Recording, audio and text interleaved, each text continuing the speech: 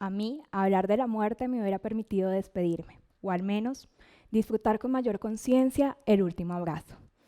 El sábado 8 de mayo del 2004, a eso de las 11 de la noche sonó el teléfono en mi casa. Mi mamá contestó, segundos después bajó las escaleras corriendo, entró a mi cuarto y me dice, vístete que tu papá se mató. En ese momento mi cabeza entró en shock, yo no entendía qué pasaba. Me imaginé mil cosas, unos ladrones entrando por la ventana a matar a mi papá, o una pelea callejera, mil historias donde mi papá era la víctima. En ese momento no me imaginé que mi papá hubiera decidido quitarse la vida. En ese momento tuve tan solo unos segundos, a mis 16 años, para conocer por primera vez dos palabras que hasta ese momento parecían fantasmas: muerte y suicidio. Ahí entró un momento de muchas preguntas.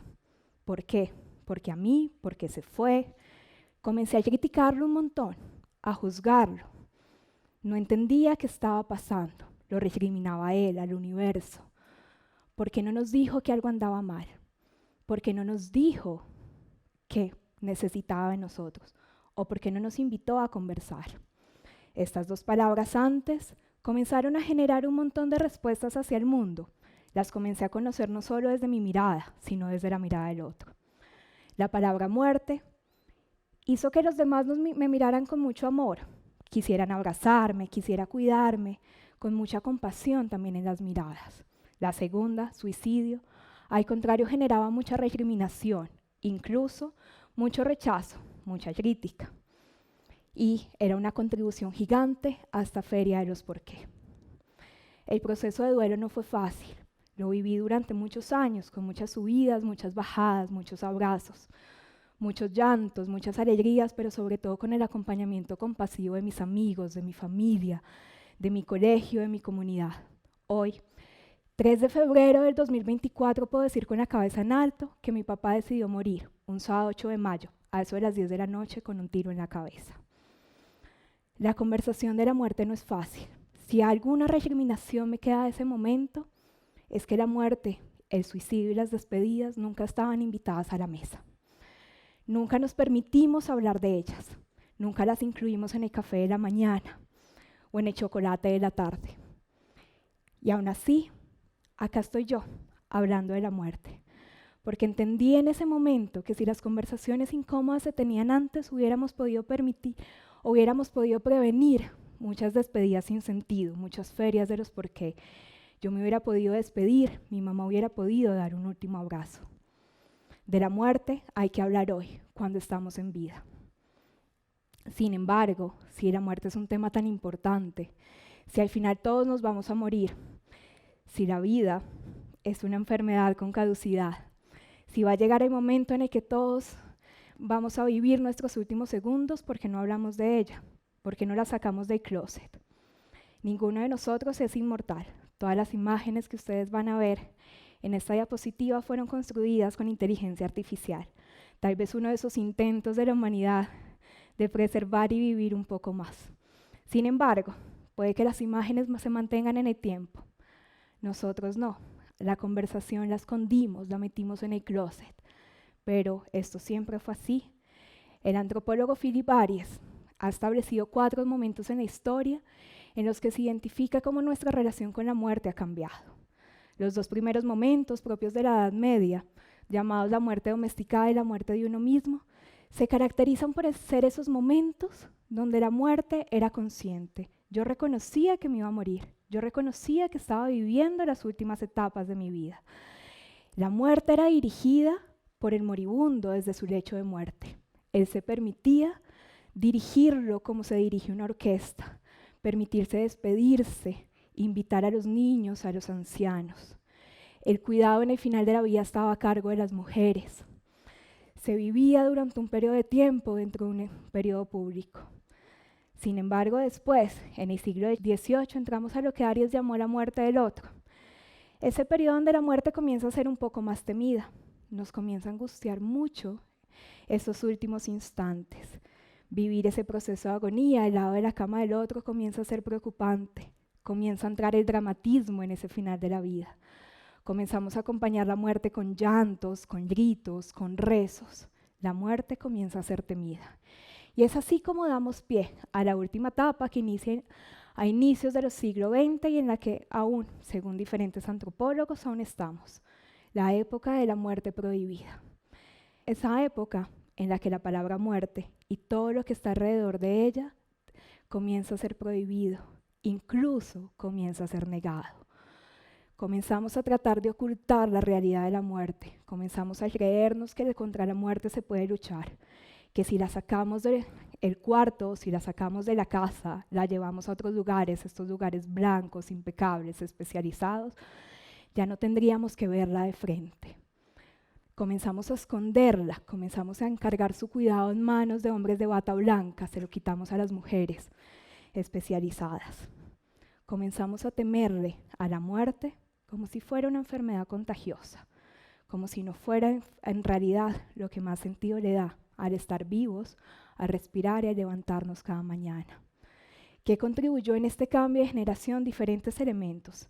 Primero, una medicalización extrema en el final de la vida, una necesidad genuina, una preocupación genuina por el dolor del otro, pero por ese dolor físico, se nos olvida ese dolor que viene por dentro, esa necesidad de sentir el final, de despedirnos, de sentir la angustia, de sentir el sufrimiento existencial. Luego una medicina fragmentada, donde se nos olvidó o perdimos ese médico que nos acompañaba en el transcurso de la vida, ese médico que nos podía enseñar y nos ayudaba a entender cómo la enfermedad podía curarse o cómo la enfermedad nos iba deteriorando. Ese médico que en algunos casos era el que nos invitaba a despedirnos y a comenzar a organizar ese ritual de despedida en casa. La masculinización del cuidado, ya se los decía, estos hombres de bata blanca. Hoy en día, afortunadamente, también mujeres de bata blanca. Pero un cuidado a cargo de expertos, no de las matronas del hogar, no del calor del hogar. Esa desaprobación de la ritualización pública. La muerte la sacamos de la casa, la llevamos a lugares especializados. Sin embargo, cuando dijimos en este lugar especializado, como no creemos en la muerte y este lugar está pensado para salvar vidas, no la podemos tener acá. La muerte era la antítesis del hospital. Entonces construimos lugares más bonitos, más compasivos, los hospices, donde hoy en día pueden entrar las familias, pueden entrar las comunidades. Sin embargo, aún nos falta recuperar la compasión completa que existía antes, cuando la muerte se acompañaba con los vecinos, con los cantos de los niños, con los rezos de los ancianos. Finalmente, el pensar que la muerte es un fracaso de la medicina. Los médicos no estudian para salvar vidas, los médicos estudian para acompañar las vidas, incluyendo el último momento de esta. La conversación de la muerte no es fácil, yo lo sé. La parca puede generar muchas angustias, puede generar muchos miedos. No es fácil iniciar una conversación en donde creo que yo estoy para salvar, en donde creo que ella es la última enemiga. A través de la vida, con mi papá como primer maestro, y luego con los muchos pacientes que me han permitido acompañarlos al final de la vida, he entendido 4 grandes cosas. La primera, que una muerte sin despedida genera un duelo mucho más largo. Y por eso estoy yo acá, promoviendo conversaciones incómodas, diciéndoles que cuesta un montón, pero que vale la pena tenerlas. Que al final, cuando ya no podamos dar ese abrazo en físico, va a doler un poquito menos. Se va a extrañar con la misma intensidad. Lo segundo, que el duelo por suicidio puede doler más que un duelo por cualquier otra muerte. ¿Por qué? Por el tabú que genera el suicidio, porque nos obliga a vivir un doble rechazo, el rechazo propio y el rechazo de los otros cuando escuchan la palabra suicidio.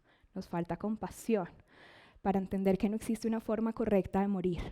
Nos falta compasión para entender que no debemos juzgar las vidas de los otros, ni las muertes de los otros. La compasión es estar presente y acompañar, no juzgar.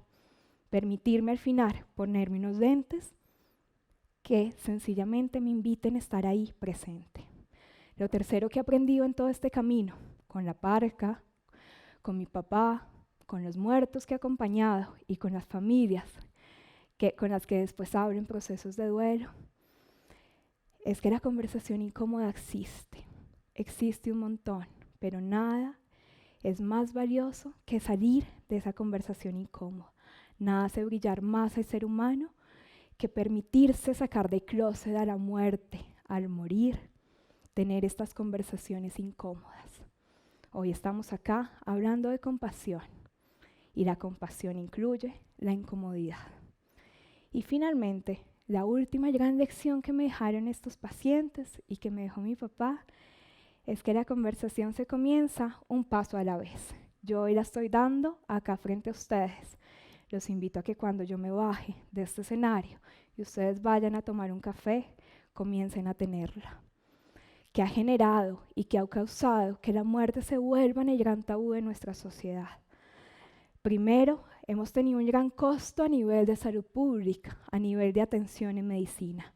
Un artículo publicado el año pasado en la revista de Cuidados Paliativos y Atención en Sociedad muestra que las sociedades que tienen menor probabilidad de hablar de la muerte también son las mismas sociedades donde hay una menor calidad de atención en cuidado paliativo.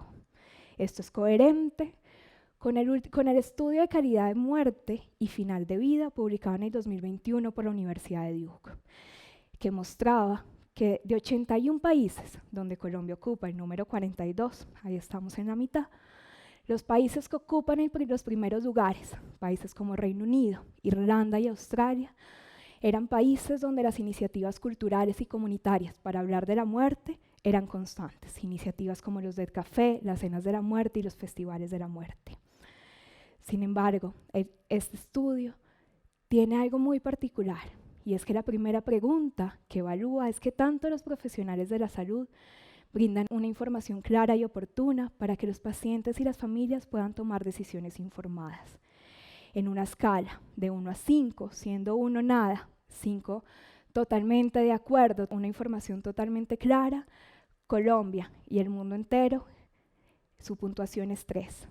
La conversación sobre la muerte sigue siendo incómoda en muchos lados. Los médicos prefieren centrar su atención en controlar síntomas, prefieren centrar su atención en controlar el dolor, pero se les olvidó que la conversación también es importante. El reto es hablar de la muerte, se nos olvidan los recursos. También tenemos un gran costo a nivel de salud mental individual. Los procesos de duelo son mucho más complicados. Ya se decía desde 1968, la psicóloga y tanatóloga Teresa Rando, que hablar de la muerte como parte de un duelo anticipatorio en procesos de final de vida ayudaba a que cuando se presentara la muerte e iniciáramos ese duelo post-mortem, la duración y la intensidad de este fueran menor. Y adicionalmente, reducíamos el riesgo de un duelo complicado. Y si esto lo sabemos, ¿por qué no lo hemos llevado a las unidades de cuidado paliativo?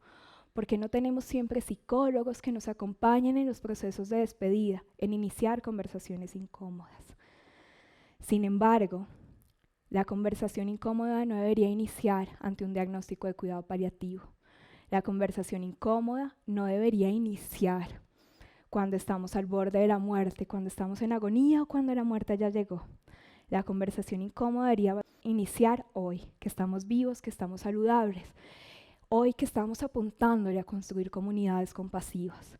Un estudio realizado en el 2020 en Reino Unido con adolescentes mostró cómo el trabajo y el incluir a los adolescentes en construir iniciativas colectivas para hablar de la muerte generaba espacios más compasivos. Se trabajó durante un año con adolescentes de diferentes colegios y instituciones educativas, invitándolos a co-crear y a pensar cómo abrir escenarios para traer la muerte a la cotidianidad.